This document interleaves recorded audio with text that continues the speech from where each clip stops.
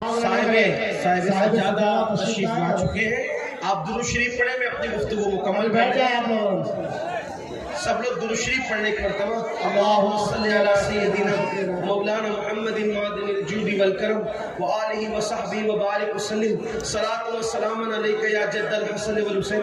बात आगे बढ़ाई जा सकती है। आप दुरूद शरीफ पढ़ने की मर्तबा सब मिलकर दुरूद शरीफ पढ़े। अल्लाहुम्मा सल्ली अला सय्यदिना मुहम्मदिन मादिनिल जूदी वल करम व आलिहि व सहबिहि व बारिक वसल्लिम सलातु व सलामन अलैका या रसूलल्लाह सल्लल्लाहु तआला अलैहि वसल्लम। मैंने पहले भी कहा था, अभी भी कहता हूँ, साहिब सज्जादा को मुबारकबाद पेश करता हूँ। माशाअल्लाह उन्होंने मेहनतें की, काविशें की, इलाके के उलमाए किराम सादात किराम ने मेहनत की।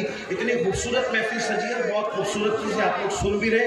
एक बार फिर बुलंद आवाज से आशिकों की तरह दुरूद शरीफ पढ़ने आप अल्लाहुम्मा सल्ली अला सय्यदिना व मौलाना मुहम्मदिन मादिनिल जूदी वल करम व आलिहि व सहबिहि व बारिक वसल्लिम सलातु व सलामन अलैका या रसूल अल्लाह। तो याद रखें, तकवा बड़ी अजीम चीज़ है, गुनाह से बचना बड़ी अजीम चीज़ है, परहेजगारी बड़ी अजीम चीज़ है। तो मेरे आका सल्लल्लाहु अलैहि वसल्लम ने फरमाया कि जहन्नम के जिस तबके में जो पहाड़ भी पिघल जाएंगे, और जहन्नम का वो तबका जिससे जहन्नम भी एक दिन में 5 मरतबा पनाह मांगता है, अल्लाह अकबर, उसमें जिनको डाला जाएगा वो 2 लोग हैं। नंबर 1 कौन? जो हराम खाने वाला। और याद रखना, आजकल मुसलमानों में सूद का लेन देन भी आम हो रहा है, लोग सूद खा रहे हैं। और याद रखिए, सूद लेना भी हराम है, सूद देना भी हराम है, यानी कि ब्याज जिसको कहते हैं। अल्लाह अकबर, कहीं किसी का नाम पर, कहीं किसी नाम पर, कहीं किसी नाम पर सूद को आम किया जा रहा है। याद रखिए, जिसने सूद का एक लुक़मा खाया, सूद का एक लुक़मा,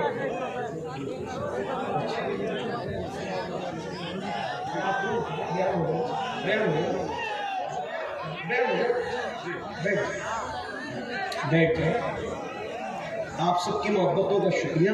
एक बार दुरूद शरीफ फिर पढ़िए अपने आका अलैहिस्सलाम की बारगाह में।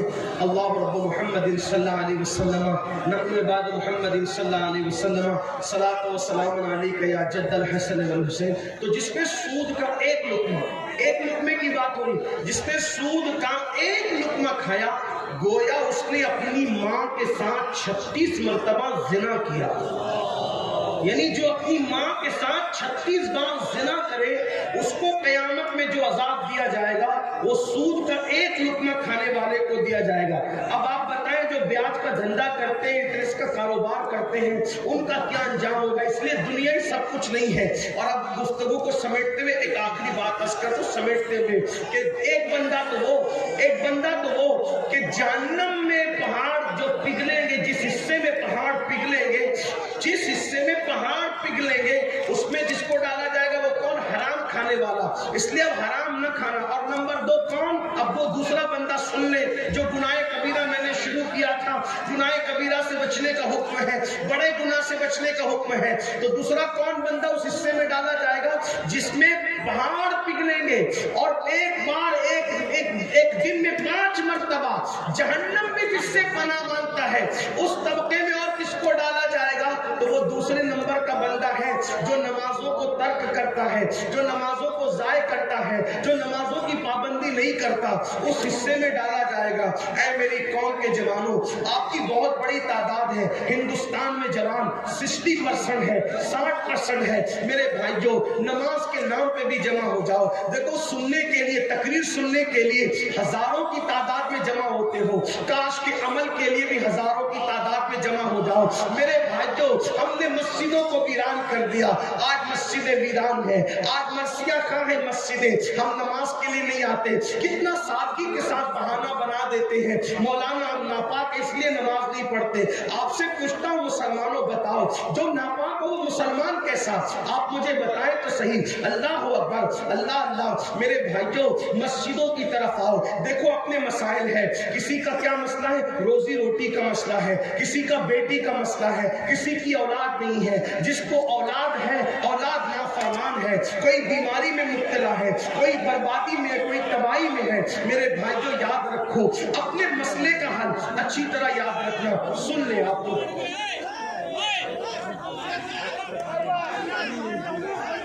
देखिए कि मैं इस माहौल में गुफ्तगू करने का आदी हूँ।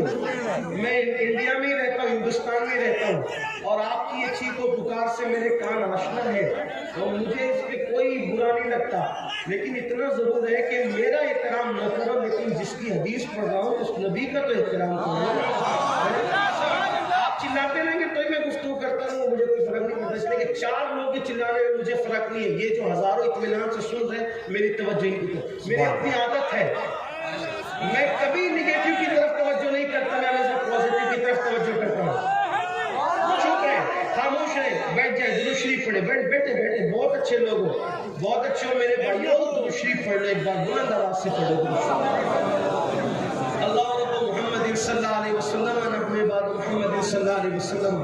اب گفتگو اختتام کو اینڈ کو پہنچ رہی ہے، تھوڑا سن لیں۔ کتنے اچھے لوگ ہیں بیچارے، گھنٹوں کھڑے ہیں، اللہ تعالیٰ ان کھڑے رہنے والوں کو بھی اور گھنٹوں سے بیٹھنے والوں کو بھی، جو دن 50,000 سال کے برابر کا دن ہوگا قیامت کا دن، اس دن اللہ ہم سب کو تکلیف سے بچا لے۔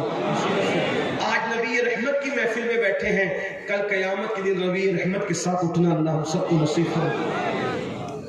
کوئی کاروبار کے معاملے میں پریشان، کوئی روزی روٹی کے معاملے میں پریشان، کوئی بیٹی کے معاملے میں پریشان، کسی کو اولاد نہیں ہے وہ دکھی ہے، جس کو ہے وہ اولاد سے دکھی ہے، اولاد فرما بردار نہیں۔ اب ہمارے مسائل کا حل کا، ہم سوچتے ہیں حکومتیں بدلے گی، فلاں پارٹی آئے گی تو مسئلے کا حل ہوگا، فلاں وظیفہ پڑھ لیں گے تو مسئلے کا حل ہوگا، فلاں تعویذ دے لیں گے تو مسئلے کا حل ہوگا، یہ دعا کر دے گا تو مسئلے کا حل ہوگا، وہ دعا کر دیں گے تو مسئلے کا حل ہوگا، چلو امین القادری آ گیا ہے ہماری بستی میں، اس سے دعا کرا لو، وہ دعا کر دے گا تو مسئلے کا حل ہوگا۔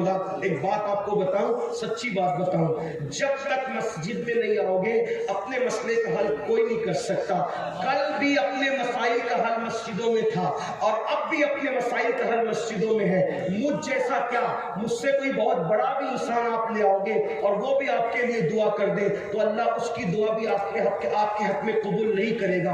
کیوں قبول نہیں کرے گا؟ کیونکہ اللہ کے رسول کا فرمان ہے، میرے اور تمہارے نبی کا فرمان ہے، میرے اور تمہارے آقا کا فرمان ہے کہ جو نماز چھوڑ دیتا ہے نیکوں کی دعا سے اللہ اس کا حصہ ختم کر دیتا ہے، نیکوں کی دعا سے اللہ اس کا حصہ اٹھا لیتا ہے۔ بلکہ آپ کو یہ بات کہوں، مسلمانوں اگر نماز پڑھو تو تم کو میری دعا کی اور کسی کی دعا کی ضرورت نہیں ہے، کیونکہ ہمارے نبی ہمارے لیے 1450 سال پہلے اتنی دعائیں کر چکے ہیں کہ اب ہمیں مزید کسی کی دعا کی ضرورت نہیں ہے۔ لیکن اس دعا کے ہم تک پہنچنے میں، اس کا فیضان پہنچنے میں ایک چیز رکاوٹ بنی ہوئی ہے۔ کیا رکاوٹ بنی ہوئی ہے؟ کہ ہم نے رسول اللہ کو نماز چھوڑ کر کے ناراض کر دیا ہے۔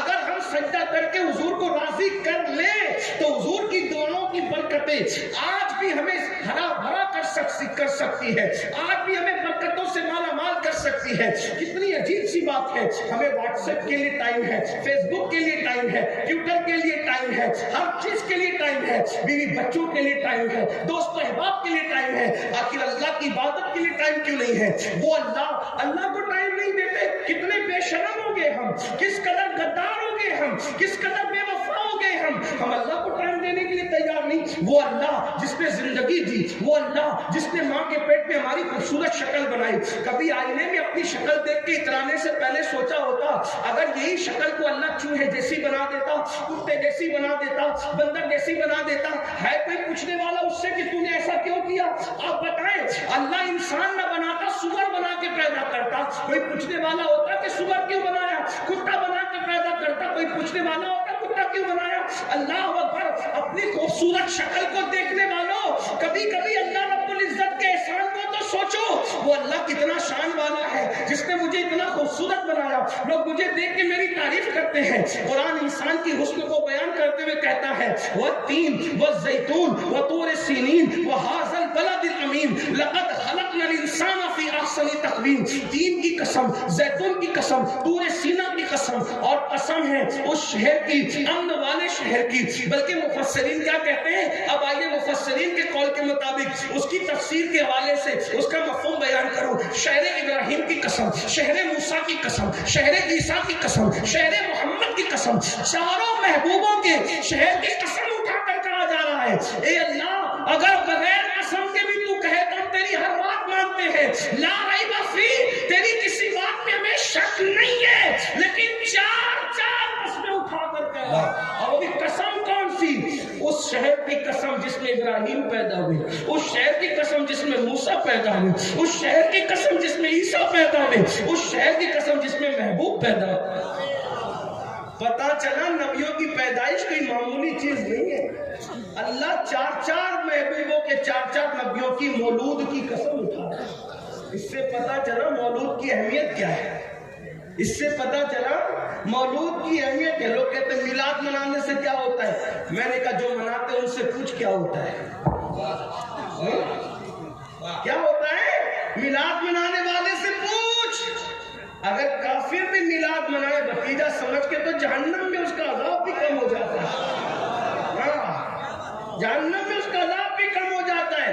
وہ کہا تم لوگ تو خواب کی باتیں بیان کرتے ہو، ہم نے کہا خواب کی بات ہم بیان کرتے تو مجرم ہوتے، یہ امام بخاری نے بیان فرمایا ہے۔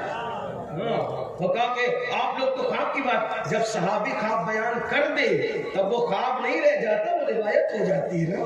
ہاں تو بہرحال عرض یہ کر رہا تھا، ایک بات آپ کو بتاؤں میلاد سے کیا ہوتا ہے، توجہ آپ کی، میلاد سے کیا ہوتا ہے؟ جس کا کوئی تعلق بھی نہ ہو اس کو بھی میلاد کی برکت ملتی ہے۔ میلاد سے ہوتا ہے، امام المتکلمین علامہ نقی علی خان اپنی کتاب میں لکھتے ہیں کہ جب قارون زمین میں دھسا، آپ کو پتہ ہے قارون کیوں دھسا؟ لیکن دھسا اتنا تو پتا ہوگا، ابھی اس کی طرف جاؤں گا تو آدھا گھنٹہ اور چاہیے، لیکن اس کا نہیں کچھ کوئی ذکر کر۔ قارون زمین میں دھسا یہ تو پتا ہوگا آپ کو، قارون زمین میں دھسا۔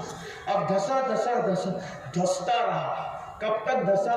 موسیٰ علیہ السلام کے زمانے سے دھسا، اور کب تک دھستا رہا؟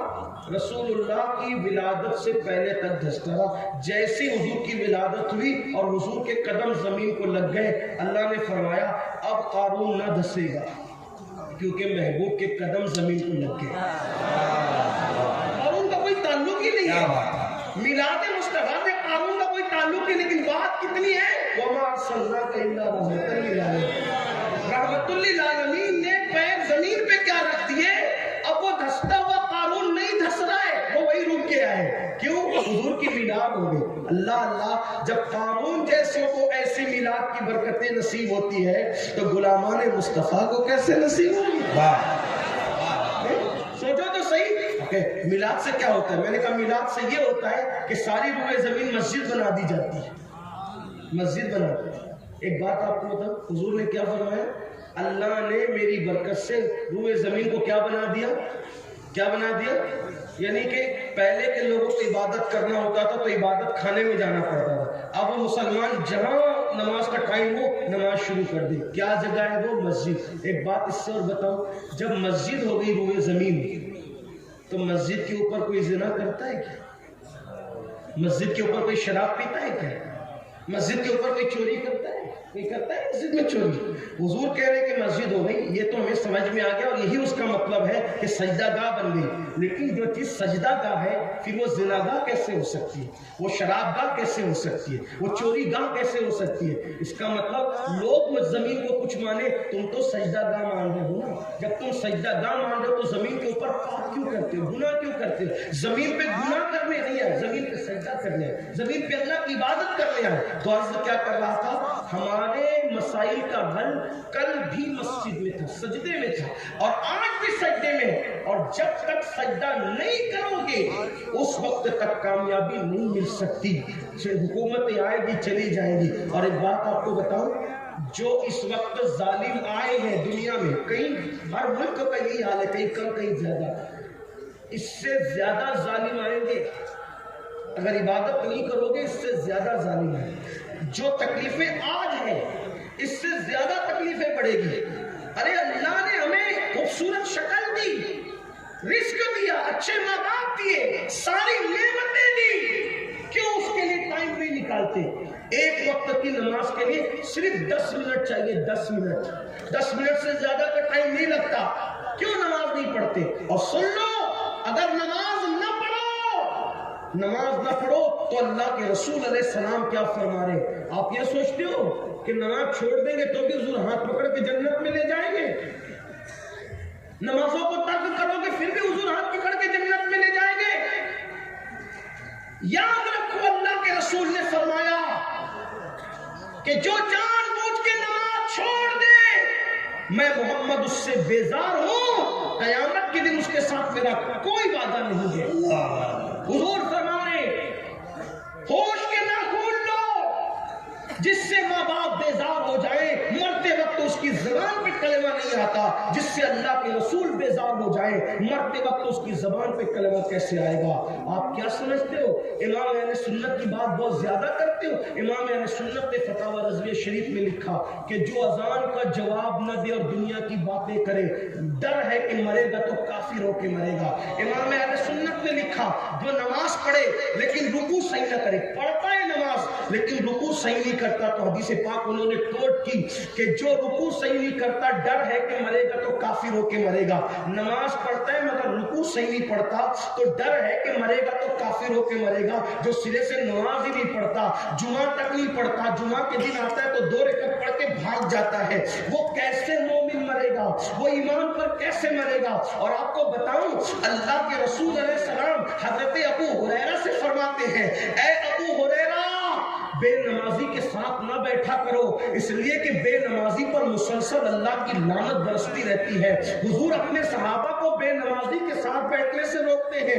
آپ سے پوچھنا چاہتا ہوں، بے نمازی بن کر حضور کے عاشق کیسے ہو سکتے ہو؟ بے نمازی بن کر غوث اعظم کے عاشق کیسے ہو سکتے ہو؟ ہم تو قادری ہیں۔ میں نے کہا اپنا منہ آئینے میں دیکھو، کون سے قادری ہو؟ صرف کپڑا پکڑ کے کسی کو قادریت ملتی ہے؟ میرے جملے تلخ ہو تو معاف کر دینا، لیکن وہ غوث اعظم شیخ عبد القادر جیلانی جن کی قادریت پہ ناز کرتے ہو، غوث پاک فرماتے ہیں بے نمازی مرے اسے مسلمان کے قبرستان میں دفن مت کرو۔ جو غوث اعظم بے نمازی کو مسلمان کے قبرستان میں گوارا نہیں کرتے، قبرستان غوث پاک کا نہیں ہے، توجہ ہے آپ کی، قبرستان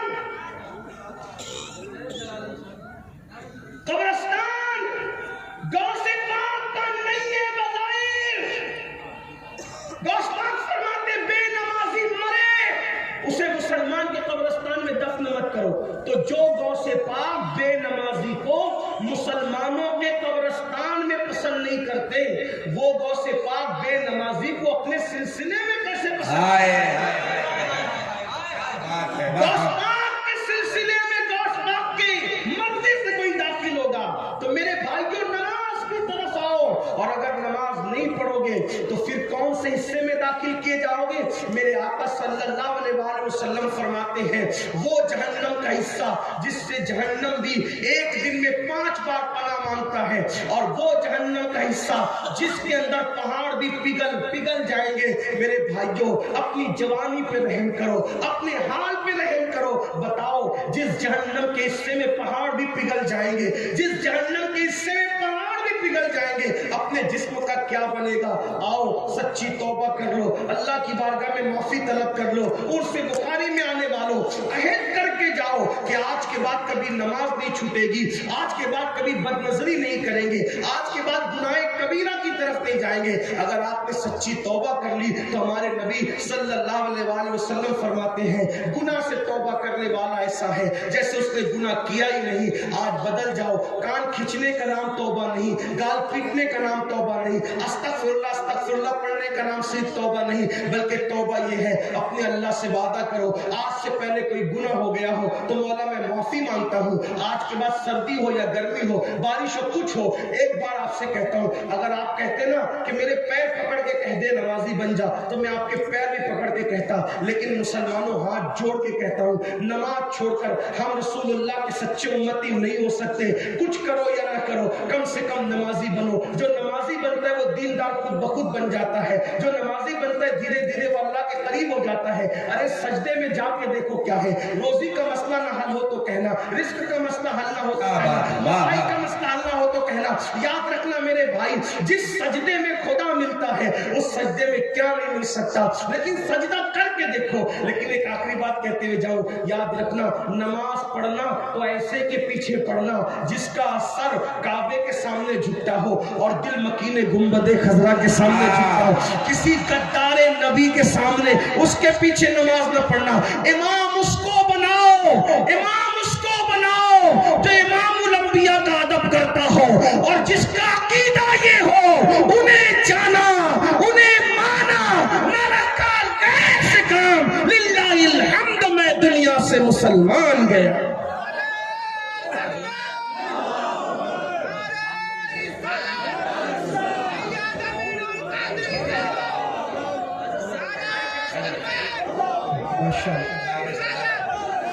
صاحب سجادہ کا حکم ہے 10 منٹ اور بول دوں، 10 منٹ اور بول دیتا ہوں، بات پوری کرتا ہوں. توبہ کرو، آج سے پہلے جو ہو گیا توبہ کرو. اور اس میں اللہ والوں کے پاس بیٹھ کر اگر کوئی توبہ کر لیتا ہے، اس میں اللہ والوں کے پاس بیٹھ کر کوئی توبہ کر لیتا ہے تو اللہ پاک اس کی زندگی بدل دیتا ہے، زندگی میں انقلاب برپا کر دیتا ہے. آؤ میں بھی اور آپ بھی سچی توبہ کریں، اس لیے کہ جب ولیوں کے یہاں توبہ کی جاتی ہے، اللہ والوں کے یہاں توبہ کی جاتی ہے تو اللہ تبارک و تعالیٰ پھر گنہگار کو نہیں دیکھتا بلکہ توبہ کرنے والے کی توبہ کو قبول کر لیتا ہے. دیکھو ایک روایت آپ نے سنی ہوگی، اکثر بیان کی جاتی ہے، اللہ اکبر، کہ ایک شخص نے 99 قتل کیے اور 99 قتل کرنے کے بعد اس کے دل میں خیال آیا کہ میں نے توبہ کرنی ہے، یعنی بدل جانا ہے، نیک بن جانا ہے. تو اس نے ایک آدمی سے مسئلہ پوچھا، کسی جاننے والے سے مسئلہ پوچھا، بھائی میں 99 قتل کیے میں نے، اب میں اگر توبہ کروں تو قبول ہوگی کہ نہیں ہوگی؟ تو کچھ لوگ زیادہ دیر ہوشیار ہوتے ہیں، اپنے سوا وہ کسی کو جنتی سمجھتے ہی نہیں، اپنے سوا وہ کسی کو نیک سمجھتے ہی نہیں. تو اس نے کیا کہا، واہ صاحب 99 قتل کر لیے اور 99 قتل کرنے کے بعد جو ہے اب آپ توبہ کرنے جا رہے ہیں، جاؤ جاؤ آپ کی توبہ قبول نہیں ہوگی. میں بطور مفہوم اپنے الفاظ کے جامع میں پیش کروں، جاؤ جاؤ توبہ قبول نہیں ہوگی. تو وہ تھوڑا سا تھا دیوانہ آدمی، تو اس نے سوچا 99 قتل پہ بھی جہنم ملے گی، تو پھر 99 کی وہ پورا نہ کر لے، پورا 100 نہ کر لے، اس نے اسی کو قتل کر دیا. یعنی جو دیر ہوشیاری کرنے گیا اس کا 100 ہو گئے. 100 کے بعد وہ کسی اللہ والے سے صاحب دل سے ملا، کہا میں نے 100 قتل کیے، توبہ کرنا چاہتا ہوں، کیا میں تیری توبہ قبول ہے؟ اس نے کہا ہاں. دیکھو لیکن اس نے بتایا کہ یہ بات کون بیان کر رہا ہے؟ اللہ کے رسول صلی اللہ علیہ وآلہ وسلم بیان کر رہے ہیں. لوگ کہتے ہیں ولیوں کے جانے سے کیا ملتا ہے، کیا ملے گا اس میں جانے سے، کیا ملے گا آستانے پہ جانے سے؟ حدیث پاک کا مفہوم ہے 100 قتل کرنے والا جب توبہ کرنے کے بارے میں پوچھتا ہے تو وہ صاحب دل کہتا ہے ہاں تیری توبہ قبول ہوگی. یہ قریب میں ولیوں کی بستی ہے، یہ قریب میں ولیوں کی بستی ہے. اگر تو ان ولیوں کی بستی میں جا کے توبہ کرے گا تو اللہ تیرے گناہ نہ دیکھے گا بلکہ اللہ تجھے معاف کر دے گا. میں بھی کہہ دوں یہ قریب میں ولیوں کی بستی ہے، یہ قریب میں ولیوں کی بستی ہے. ارے وہ ولی تھے لیکن سید العالمین کی اولاد نہیں تھے، یہ تو ولی بھی ہے اور مصطفیٰ جان رحمت کی اولاد بھی، محبوب جان صاحب سجادہ ولیوں کی بستی میں آئے ہیں. اللہ اکبر، کہا ولیوں کی بستی ہے اور تم توبہ کرو گے ادھر جا کے. اب سوچو اس نے توبہ کی نیت سے ولیوں کی بستی کی طرف قدم بڑھایا. اللہ کی شان دیکھو، اس نے ولیوں کی بستی کی طرف قدم بڑھایا. اللہ کی شان دیکھو، ابھی قدم اٹھا کر کے آگے بڑھا ہی تھا کہ اس کا انتقال ہو گیا اور دھڑام سے زمین پہ گر پڑا. جب انتقال ہوا تو فرشتے آئے، جنت کے فرشتے، رحمت کے فرشتے بھی آئے، جہنم کے فرشتے اور عذاب کے فرشتے بھی. ایک بات آپ کو کہوں، فرشتے اپنی مرضی سے آتے جاتے ہیں کیا؟ فرشتے اپنے بھائی کہیں ایسا ہوتا ہے کہ دونوں چلے آئیں؟ ایسا نہیں ہوتا نا، جس کو اللہ دیکھتا ہے وہی آتا ہے. لیکن یہاں اللہ نے دونوں کو بھیجا. دیکھو اللہ بتانا چاہتا ہے، ایسے موقع پہ اللہ بتانا چاہتا ہے کچھ. دونوں آ گئے، رحمت والے بھی آ گئے، عذاب والے بھی آ گئے. اب دونوں کہتے ہیں ہم لے جائیں گے، ہم لے جائیں گے. ہم لے جائیں. تو پھر دونوں میں گفتگو بھی، کہا تم کیوں لے جاؤ گے؟ کہا یہ تو پاپی تھا، مجرم تھا. اللہ کی بارگاہ میں عرض کیا گیا مولا ہم لے جانا چاہتے ہیں. وہ کہتے ہیں تم کیوں لے جانا چاہتے ہو؟ 100 قاتل 100 کو قتل کیا تھا، تم کیوں لے جانا چاہتے ہو؟ مولا 100 کا قتل تو کیا تھا لیکن اللہ والوں کی بستی کی طرف توبہ کی نیت سے چلا تھا، ابھی پہنچا نہیں، صرف چلا تھا. یاد رکھنا میری قوم کے جوانوں، کسی کا در ایسا نہیں جس کے در پہ جاؤ اور ناکامی کے ساتھ بیٹھ جاؤ تو کامیابی مل جائے، ایسا نہیں ہے. ایک میرے اللہ کا در ہے، اللہ کا در جو خود فرماتا ہے، حدیث قدسی ہے، جو میری طرف چل کر آتا ہے میری رحمتیں اس کی طرف دوڑ کر کے جایا کرتی ہے. وہاں اگر بیٹھ جاؤ گے تھک کے رستے میں تو منزل خود چل کر تمہارا استقبال کرے گی. اللہ اکبر. تو کیا کہا تم کیوں لے جانا چاہتے ہو؟ توبہ کی نیت سے ولیوں کی بستی کی طرف چلا تھا. تو اللہ فرماتا ہے ایک کام کرو، جاؤ. اب دیکھو، اب یہاں پر کچھ لوگ ڈنڈی مارتے ہیں. تو کہا صرف توبہ کی نیت سے وہ بخشا گیا. میں نے کہا توبہ کی نیت کا میں تو منکر ہی نہیں ہوں، اسی عنوان کو بیان کر رہا ہوں. لیکن بخشش جو ہوئی وہ توبہ کی نیت پر نہیں ہوئی، بخشش کسی اور وجہ سے. آپ کی توجہ چاہتا ہے. ہاں، توبہ کی نیت کا تو انکار ہی نہیں ہے، لیکن بخشش کی ہوئی. بھئی بخشش اس پہ ہو جاتی، کس پہ ہو جاتی؟ بھئی توبہ کی نیت سے چلا، اللہ کہہ دیتا میں نے معاف کر دیا، نیت سے چلا معاف کر دیا. لیکن اللہ نے یہ نہیں کہا. حدیث اٹھا کر دے گے، کیا کہا؟ اس کے لاش سے لے کر، اس کی لاش سے لے کر اس کے گھر تک کا فاصلہ ناپا جائے، اور اس کی لاش سے لے کر ولیوں کے چوکھٹ کو ناپا جائے، ان کی بستی کو ناپا جائے. اگر یہ اپنے گھر کے قریب ہوا تو جہنم میں جائے گا، اور یہ ولیوں کی بستی کے قریب ہوا تو جنت میں جائے گا. پھر ہوا کیا؟ جب ناپنے کے لیے چلے تو اللہ نے زمین کو حکم دیا، زمین سمٹ جا اور اس کو ولیوں کے قریب کر دے. اور زمین سمٹ گئی اور اس کا لاشا ولیوں کے قریب ہوا تو اس کو پھر جنت میں داخل کر دیا گیا. آپ اندازہ کریں، صرف بنی اسرائیل کے اولیاء کے قریب ہونے کی وجہ سے، لاشا قریب ہونے کی وجہ سے 100 کو قتل کرنے والا جنت میں جاتا ہے. اگر ہمارے دل غوث و خواجہ کے قدموں میں دھڑکتے رہے تو انشاءاللہ دنیا بھی کامیاب ہے اور آخرت بھی کامیاب ہے. اللہ کے بندو سچی توبہ کرو. یہاں بھی نجات ہے، وہاں بھی نجات ہے. ڈر تھا کہ عیسیٰ کی سزا اب ہوگی یا روز جزا، دی ان کی رحمت نے صدا.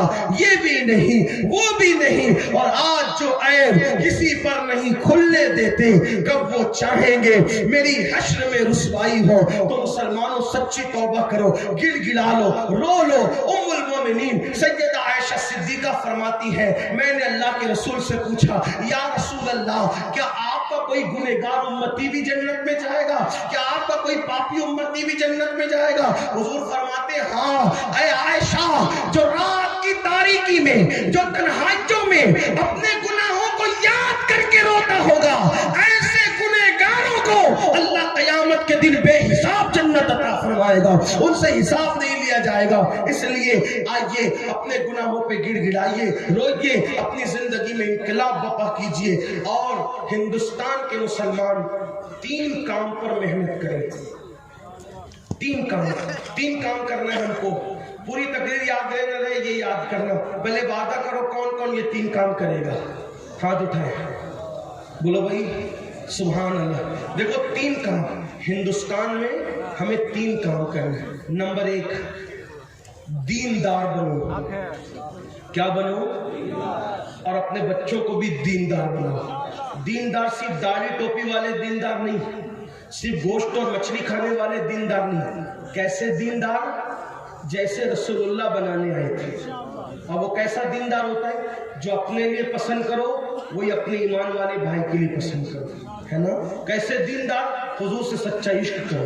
کیسے دیندار؟ نماز کی پابندی کرو. تو 3 کام کیا کرنا ہے؟ نمبر 1 کیا بنو گے؟ کیا بنو گے؟ دین پر عمل کرو. نمبر 2، مالدار بنو. نمبر 2 کیا کرنا ہے؟ مالدار بنو. محنت کرو، کھیل کود سے توجہ ہٹا کے مال حاصل کرو. جوئے سٹے شراب سے نہیں، حلال محنت کی کمائی سے. کیونکہ غریبی کبھی کبھی آدمی کو کفر تک لے جاتی ہے، اس لیے مالدار بنو. کچھ لوگ کہتے ہیں نا، ارے اللہ کے رسول بھی غریب تھے، ہم بھی غریب ہیں، تو کیا؟ یہ جھوٹ ہے. حضور کوئی غریب نہیں تھے، حضور کوئی مسکین نہیں تھے، حضور کوئی مفلس نہیں تھے. حضور علیہ السلام اتنے مالدار تھے کہ ان سے پہلے اتنا بڑا مالدار نہ کبھی روئے زمین پہ آیا، اور نہ قیامت تک ان جیسا مالدار کوئی روئے زمین پہ آ سکتا. اب آپ کہیں گے یہ کوئی نئی بات ڈال دی آپ نے. میں نے کہا نئی بات پھر کہتا ہوں، میں نئی بات لانے والا کون؟ سنو، حضور کتنے مالدار تھے.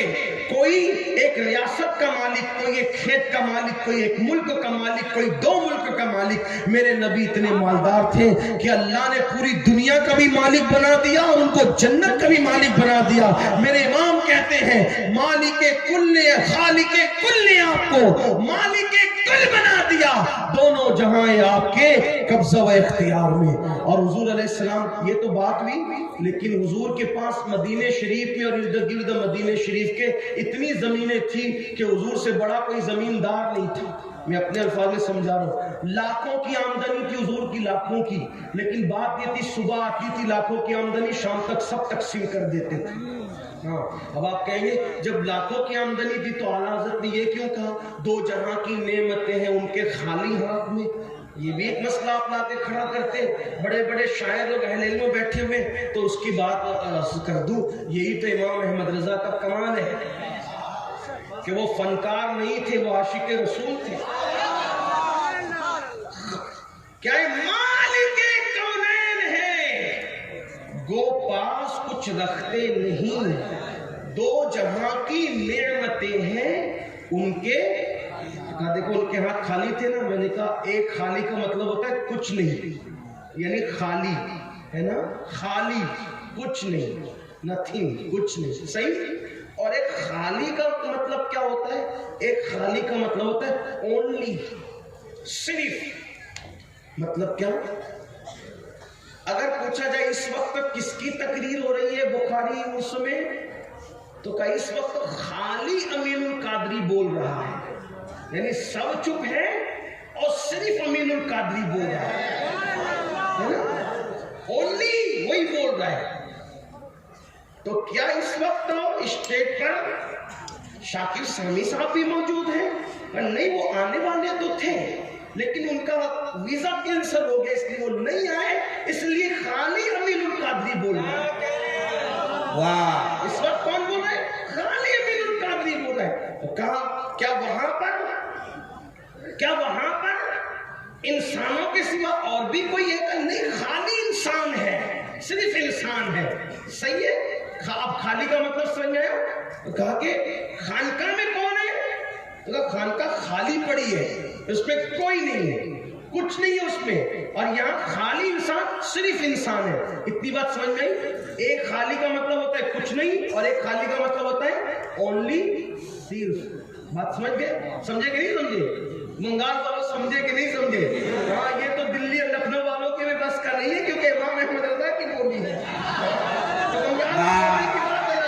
اب میرے امام کہتے ہیں مالک کونین ہے گو پاس کچھ رکھتے نہیں، دو جہاں کی نعمتیں ہیں ان کے خالی ہاتھ میں. وہ مالک کونین ہے جو آتا ہے سب تقسیم کر دیتے ہیں، اپنے پاس کچھ نہیں رکھتے، اس لیے کہ دونوں جہان کی نعمتیں صرف اور صرف اللہ نے انہی کو عطا فرمایا ہے. ان کے سوا دو جہاں کی نعمت کسی کو عطا نہیں کی گئی ہے، اس لیے کہ جس کو جو ملا ہے انہی سے ملا ہے. خلق کے حاکم ہو تم، رزق کے قاسم ہو تم سے ملا جو ملا تم پہ کروڑوں درود. آسماں خان، زمین خان، زمانہ مہمان، صاحب خانہ لقب کس کا ہے؟ تیرا. اور میں تو مالک ہی کہوں گا کہ وہ مالک کے حبیب یعنی محبوب محب میں نہیں میرا تیرا.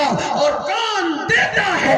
دینے کو منہ چاہیے، دینے والا ہے سچا ہمارا رب. ہمارے نبی سے بڑھ کر کوئی مالدار نہیں. ٹھیک، اتنی بات سمجھ میں آ گئی. ورنہ اور بھی دلیل پیش کرتا تو نمبر 1 دیندار بنو، نمبر 2 مالدار بنو. نوجوانوں خاص طور پہ جو بوڑھے ہو گئے ان کو چیلنجز کا مقابلہ نہیں کرنا، چیلنجز کا مقابلہ ہمیں کرنا ہے. نوجوانوں جلدی اٹھو، جلدی سو، خوب محنت کرو، مالدار بنو، خوب مالدار بنو.